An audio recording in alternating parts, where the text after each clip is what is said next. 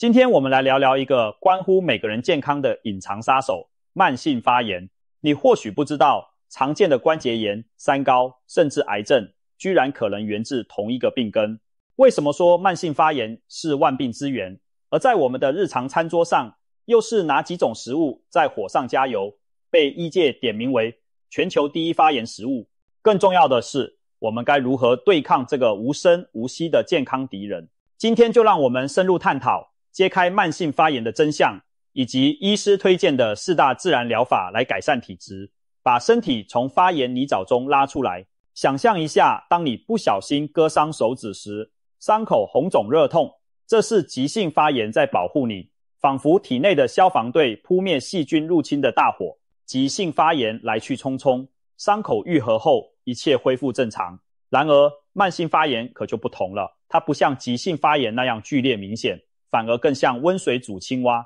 悄悄地在你体内闷烧着。一旦身体某个部位出现长期的低程度发炎，它就如同身体内的星星之火，表面上你可能感觉不到剧烈疼痛，日子照常过，但这把火并未熄灭，它日复一日地阴燃着，释放各种发炎因子。如果任其蔓延，最终可能酿成大祸，引发全身性的伤害。许多人都有过这样的经验，早上醒来总觉得疲惫不堪，莫名其妙的过敏喷嚏连连，皮肤经常红痒冒出小疹子，或者关节时不时酸痛僵硬。这些看似不相干的小毛病，可能都是慢性发炎在作祟。慢性发炎不像感冒发烧那样直接明显，它的症状往往非特异性，容易疲倦、无精打采、情绪低落、睡眠不佳，肌肉关节隐隐作痛，甚至变胖变肿。因为发炎会降低代谢，增加脂肪囤积。你可能以为自己只是压力大，没休息好，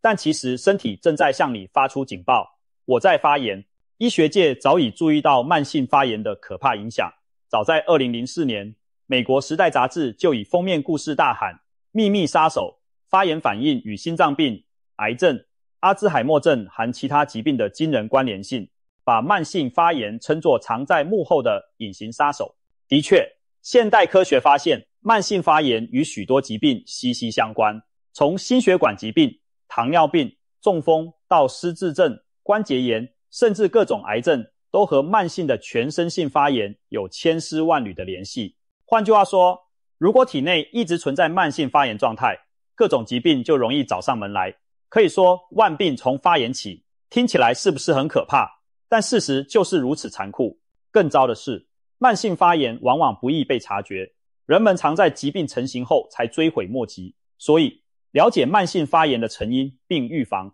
是维持健康的关键。那么，慢性发炎从何而来？病从口入，这句老话一点也没错。我们每天吃进肚子的东西，往往决定了身体处于消炎还是促炎的状态。现代人的饮食中，潜伏着许多会引发发炎反应的罪魁祸首，其中有5大类食物最具代表性，已被全球营养与医学专家一致警告列为发炎食物黑名单。而其中排名第1的发炎食物，更是可能超乎你的想象。到底哪些饮食在火上浇油地促使我们体内发炎？接下来就让我们一一揭晓这5种最常见又最容易被我们忽视的发炎元凶。第1大发炎食物，精制糖与含糖饮料，甜蜜的慢性毒药。甜食带来的快乐往往是短暂的，留在体内的麻烦却是长久的。精制白糖、玉米糖浆、高果糖糖浆等添加糖，可以说是点燃发炎反应的启动器。喝下一罐含糖饮料或吃下一块蛋糕，你的血糖在短短几分钟内急速飙升，胰岛素被迫大量分泌来降低血糖。这种剧烈的血糖震荡会扰乱身体的平衡，引发炎症介质增加。同时，过多的糖分还会和蛋白质结合，产生所谓的糖化中产物 AGEs， 就像在体内进行焦糖化反应，使组织硬化老化，触发免疫系统的发炎反应。长期高糖饮食的人，体内往往充斥着促发炎因子，导致细胞受损，加速老化。难怪有人戏称糖是合法的毒品，不仅让人上瘾，还慢慢腐蚀你的健康。医学研究显示，经常喝含糖饮料与慢性发炎指标升高密切相关。例如，有研究追踪将近5000名儿童，发现每天额外喝一杯含糖饮料的孩子，腰围平均增加体脂上升，连血液中的发炎指标 C 反应蛋白也明显升高。从小小年纪开始，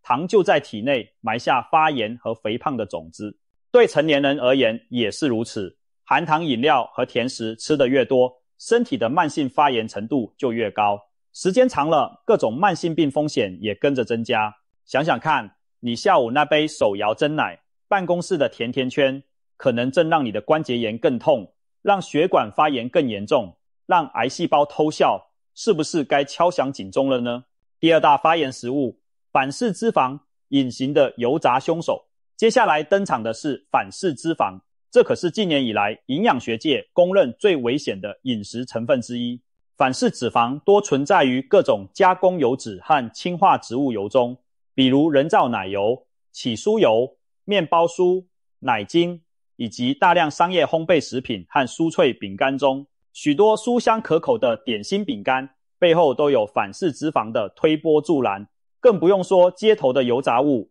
小吃摊反复使用的炸油，里面的反式脂肪含量可能爆表。反式脂肪对人体的伤害可以说是全面性的，它会让好的胆固醇 HDL 下降，坏的胆固醇 LDL 上升，造成血管中脂肪斑块沉积，诱发动脉硬化和心血管发炎。同时，反式脂肪分子结构怪异，我们的细胞膜如果掺进这种脂肪，细胞功能会变差，引起氧化压力和免疫反应。换句话说，反式脂肪就像坏油妖怪，在体内四处捣乱，让血管变狭窄硬化，让心脏负担加重，让关节肿胀疼痛。还有研究指出，反式脂肪的摄取会干扰身体对胰岛素的反应，提高胰岛素阻抗。这也是为什么爱吃反式脂肪的人更容易罹患第二型糖尿病的原因之一。事实上，许多国家已经认识到反式脂肪的危害，像美国等地直接规定在食品中禁用反式脂肪，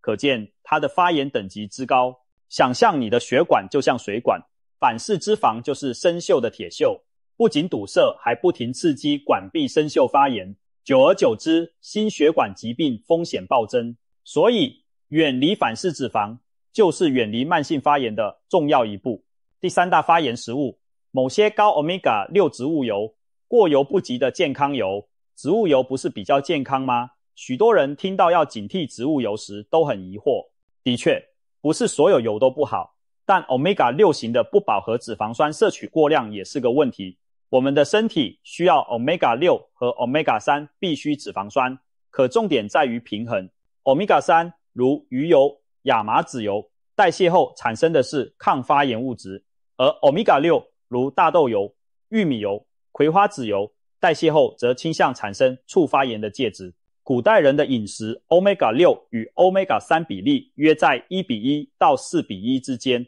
而现代饮食中 Omega-6 摄取却常常远远超过 Omega-3， 达到惊人的20:1甚至更高。这意味着我们体内制造促发炎物质的原料超量，大大破坏了体内平衡。特别是许多廉价的精炼植物油，例如沙拉油、玉米油、豆油，被广泛用于油炸、加工食品和餐厅烹调。这些油在高温烹炸下还会进一步氧化，产生对身体有害的自由基和氧化产物，进一步刺激发炎反应。举个例子，炸薯条、炸鸡所用的油大多富含 Omega-6， 且反复高温使用。吃下一份酥脆香辣的炸鸡，除了反式脂肪，上面还裹满了氧化的油脂分子。这些油炸产物进入血液，仿佛在体内丢下一颗又一颗小火球，四处碰撞，引发微小的发炎火花。长期下来，皮肤可能变差，痘痘、肤色暗沉、关节异痛，血管发炎风险上升。一些研究也指出，高 Omega-6 饮食和现代文明病，像是心血管疾病、自体免疫疾病的高发生率存在相关。当然，我们并不是说所有植物油都不好，而是要挑对油，用对量，选择橄榄油、苦茶油这类富含单元不饱和脂肪酸的油，或是适量补充亚麻仁油、鱼油等，增加 Omega-3。总之，千万别被植物两字误导，就大勺大勺地用。摄取过量又不均衡的植物油，同样会让你体内的发炎反应如油交火般越烧越旺。第四大发炎食物，加工肉品。美味背后的隐忧，香肠、培根、火腿、热狗、午餐肉，这些加工肉类是很多人餐桌上的最爱。早餐来片培根，聚餐烤个香肠，香气四溢。然而，这些诱人的美味却可能是健康的地雷。研究显示，经常食用加工红肉的人，慢性病风险明显升高。其中一个原因在于加工肉品中含有大量的防腐剂和添加物。为了防止肉品腐败，厂商常加入硝酸盐或亚硝酸盐来腌制。这些物质在人体内可能转化成亚硝胺等致癌物质，不仅直接增加癌症风险，也会损伤组织，引起发炎反应。此外，加工肉通常盐分极高，钠摄取过量会造成水肿、高血压，并刺激发炎路径。加工肉类多属高脂肪、高热量，还常搭配高温烹调，如煎培根、烤香肠会烤焦，高温烹调会产生各种有害化合物，比如苯并芘、杂环胺等。这些物质都是发炎和致癌的推手，可以说一根小香肠里头潜伏了多重危机。难怪世界卫生组织早在2015年就将加工肉类列为1级致癌物，与烟草、酒精等并列。虽然偶尔解馋吃1-2口不至于立刻生病，但长期把培根香肠挂在嘴边，可就是在慢性自杀了。别忘了，当你的免疫系统忙着对付吃进来的这些奇怪物质、防腐剂、氧化脂质等时，身体处于持续的发炎状态，不仅血管内皮细胞受损，胰脏负担加重，增加糖尿病风险，肠胃也可能不堪其扰。哈佛大学的一项长达30年的研究指出，常吃加工肉的人，早逝风险比少吃的人高出显著比例。还有专家一语道破，香肠、培根等加工肉和含糖饮料一样，都会引发体内发炎，而发炎正是多种慢性病的共同诱因。各位爱吃烧烤、偏好培根、热狗的朋友，是不是该三思而后行了呢？第5大发炎食物，超加工食品，发炎之王。压轴登场的就是被誉为全球第1发炎食物的超加工食品。这一类食物可不单指某一种，而是涵盖我们现代生活中琳琅满目的垃圾食品、速食食品和各种高度加工的包装食品，薯片、洋芋片、汽水、方便面、加工零食、蛋糕点心、速冻食品、连锁速食汉堡披萨，这些都属于超加工食品。它们有哪些共同特点呢？高糖、高油、高盐，还有一长串你叫不出名字的食品添加剂。换句话说，超加工食品往往集合了前面提到的多种致炎元素于一身，精制糖、劣质油脂，可能含反式脂肪或高 Omega-6， 过多的钠和防腐剂、精制淀粉，以及缺乏真正营养，吃下一包洋芋片或一份素食套餐，看似饱腹又满足味蕾，但你的身体可不这么认为，它面对的是一堆难处理的垃圾。超加工食品往往纤维极低，几乎没有天然蔬果谷物的膳食纤维，导致肠道益菌缺乏食物而减少，坏菌却滋长。很多加工食品里的乳化剂、人工香料、色素等添加物会破坏肠道黏膜屏障，增加肠道通透性，造成所谓肠漏现象，让不该进入血液的大分子物质和细菌跑进去，引发全身性的免疫反应，简直就是在摧毁肠道健康。一旦肠道这道防线出问题，慢性发炎更是如虎添翼，免疫系统处于长期警报状态，人体各处从血管到皮肤都可能因炎症受累。更有研究发现，热爱吃超加工食品的人普遍体重较高，腹部脂肪多，而脂肪组织本身也会分泌发炎物质，形成恶性循环。这些食品看似方便美味，实则把我们推向慢性疾病的深渊。有医师感叹，现代人的文明病频发，背后往往都有超加工食品的一份功劳。因此，超加工食品堪称发炎之王，是当之无愧的全球第1发炎食物。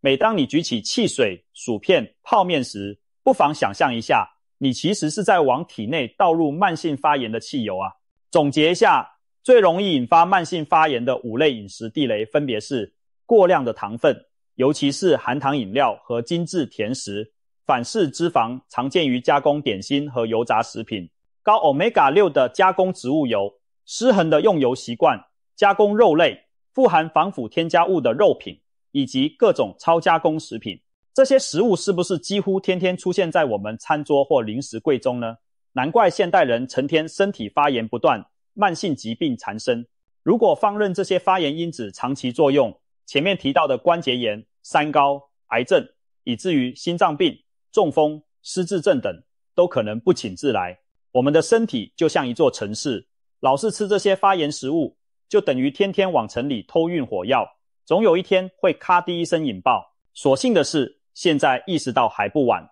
只要开始改变饮食和生活习惯，就能扑灭体内的慢性炎症之火，把健康主导权拿回来。接下来我们就来谈谈医师们总结的4招自然疗法，教你从根本上逆转发炎体质，预防万病之源继续侵蚀你的健康。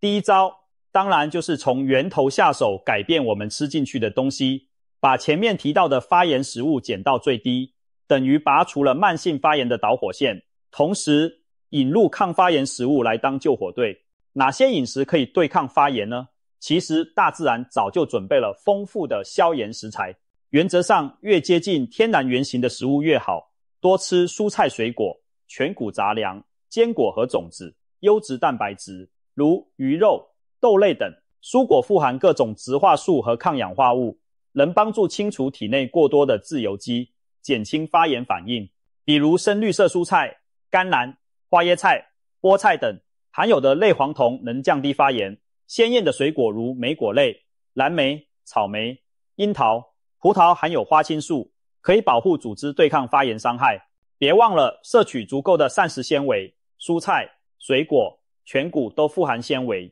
因为纤维是肠道益生菌的最佳食物，能促进好的菌群生长，间接减少发炎。再来，选择好油脂，以富含 Omega-3 的不饱和脂肪酸为主的油脂有助于抗发炎，例如深海鱼、青鱼、鲑鱼、飞鱼等。中含丰富的 EPA、DHA 坚果如核桃也含有 Omega-3。亚麻仁籽油、紫苏籽油都是植物性 Omega-3 的来源。橄榄油是另一个抗发炎好油，富含多酚恨单元不饱和脂肪，有益心血管健康，被地中海饮食广泛运用。此外，一些天然的抗发炎香料也是厨房宝藏哦，例如姜黄中的姜黄素、姜和大蒜里的活性成分都有消炎作用。绿茶富含儿茶素，可以降低体内发炎指标。还有富含维生素 C 的蔬果、奇异果、柑橘类，有助于增强免疫，抑制发炎。可以说，饮食就是身体的加油站，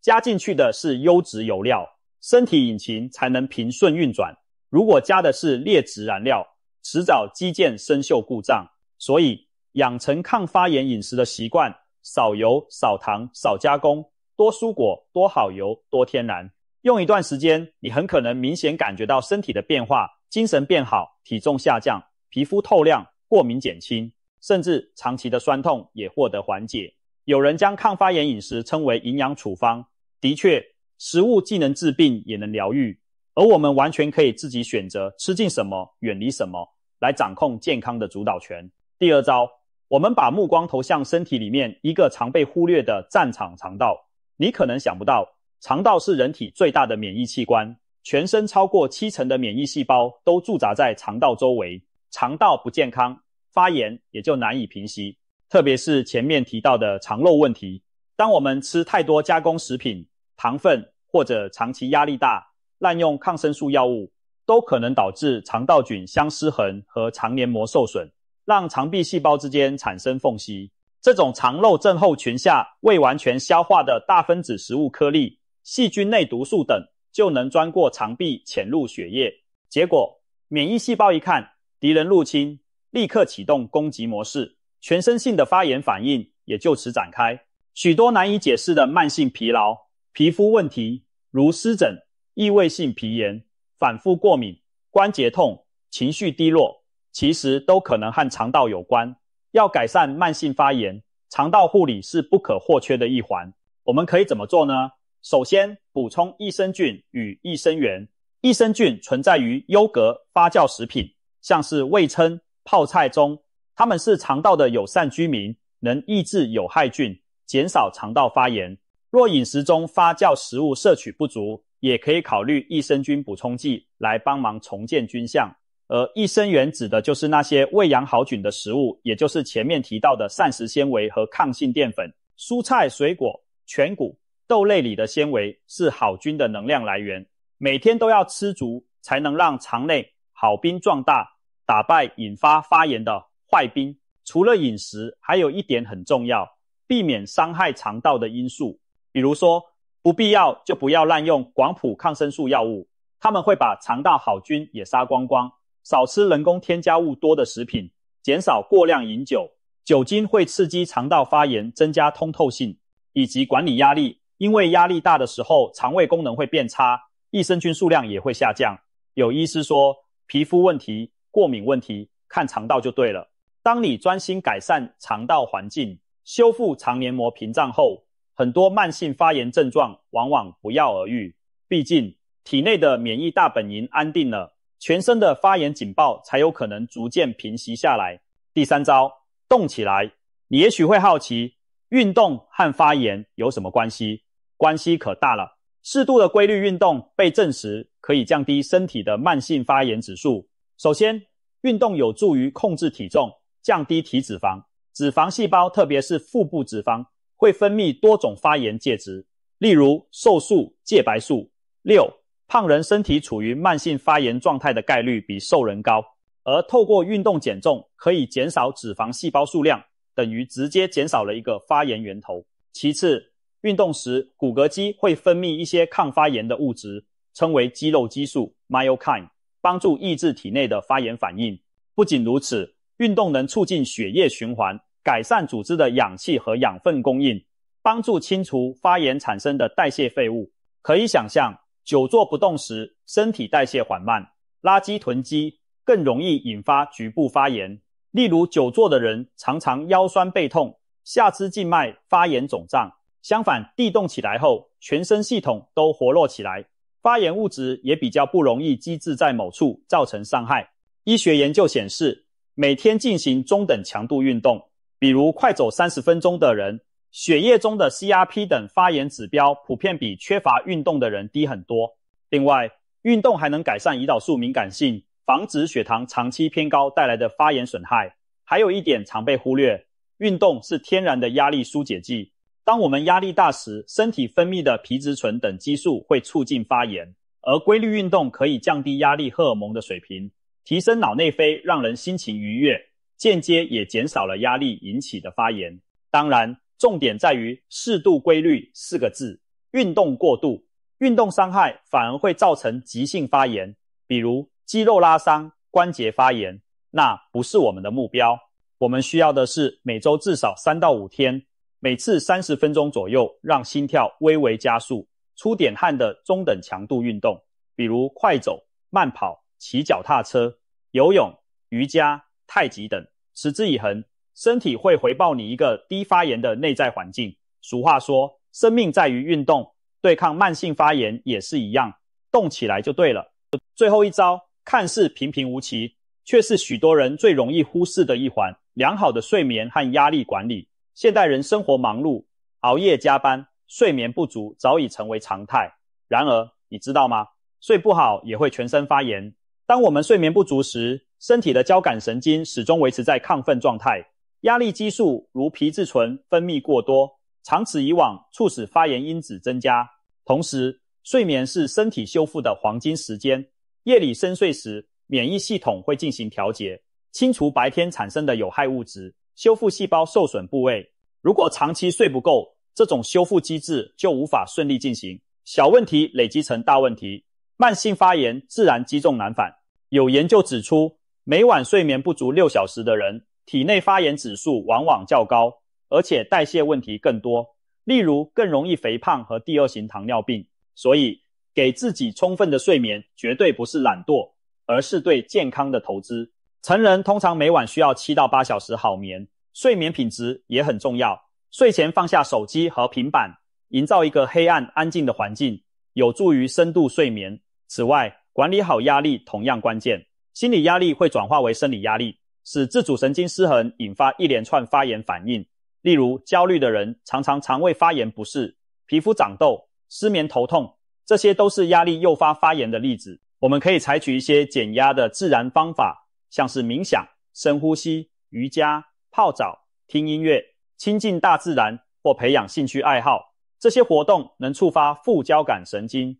放松反应，降低体内发炎物质水平，甚至简单到每天开怀大笑也是良药，一剂效，能降低压力、荷尔蒙，提升免疫力，对抗发炎。一句话，心身合一的照顾好自己，白天适度给身体动起来排解压力，夜晚安眠让身体彻底充电。我们的身体其实有强大的自我疗愈力，只要你肯腾出时间休养生息，它绝对能帮你把大部分小火都扑灭在萌芽阶段。看完以上这些，你是否对慢性发炎有了全新的认识呢？从前，我们可能把关节炎、三高、癌症等视为彼此独立的健康问题，但现在我们明白了，它们背后常常都有慢性发炎这个共同的幕后黑手在推波助澜。慢性发炎就像在我们体内埋设的一枚慢性炸弹，而不良饮食和生活习惯则是不停点火的导火线。然而，我们也掌握了拆弹的工具，透过调整饮食、呵护肠道、规律运动、充足睡眠减压这4大自然疗法，我们完全有机会把体内的炎症之火浇熄，重拾健康人生。当然，改变不是一触可及的，需要耐心与恒心。但请相信，你对自己每一分善待，都会变成日后健康的10分收获。或许几周后你会发现，跑跳膝盖不痛了，体重秤的数字悄悄下降了，量血压时终于回到正常了，甚至照镜子时气色红润，肤况改善，这些都是身体在向你报以善意的回应。最后，让我们记住，慢性发炎并非不可逆转的宿命，而是一种可以透过智慧生活方式加以掌控的状态。与其等疾病找上门，不如现在就开始行动，从每一口饮食、每一天作息做起，灭火于未然。当你成功赶走体内的慢性发炎这头恶狼，你会惊喜地发现，健康与活力原来一直潜藏在你的体内，等待你去唤醒。希望今天的分享能让大家对慢性发炎提高警觉，并学会运用这些自然疗法来照顾自己。愿我们都能远离全球第一发炎食物的陷阱，养成抗发炎的体质，真正做到少生病不生病，迎向更长寿、更有品质的未来人生。